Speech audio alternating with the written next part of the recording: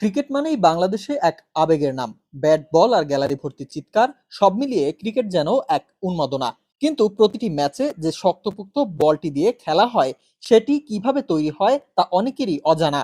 অনেকেই জানেন না এই ছোট বল তৈরির পেছনে লুকিয়ে আছে দীর্ঘ প্রক্রিয়া ও নিখুঁত কারিগরি ও প্রচুর পরিশ্রম। ক্রিকেট বল তৈরির কাজ শুরু হয় এক টুকরো শক্ত কোর বা কেন্দ্রবিন্দু দিয়ে। এর কোর তৈরি হয় শক্ত কর্ড বা কর জাতীয় রাবার জাতীয় উপাদান দিয়ে।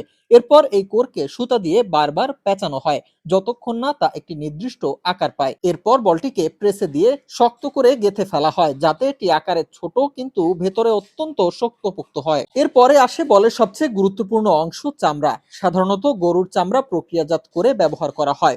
বলের বাইরে কাভার তৈরি হয় 4টি চামড়ার টুকরো দিয়ে, যেগুলোকে হাতে সেলাই করে জোড়া লাগানো হয়। আবার অনেক ক্ষেত্রে মেশিনেরও ব্যবহার রয়েছে। এই সেলাইয়ের রেখাকে বলা হয় সিম, যা একজন বোলারের হাতিয়ার।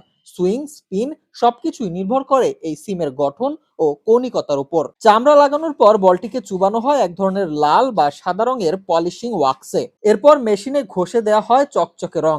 এই পলিশ শুধু দেখতেই সুন্দর নয়, এটি বলকে আরো টেকসই ও বাউন্সিং করে তোলে। বাংলাদেশের নারায়ণগঞ্জ, টঙ্গী সহ বেশ কিছু এলাকায় হাতের তৈরি ক্রিকেট বলের চাহিদা রয়েছে। এখানকার অনেক কারখানায় তৈরি হয় স্থানীয় টুর্নামেন্ট, স্কুল ক্রিকেটের জন্য বল।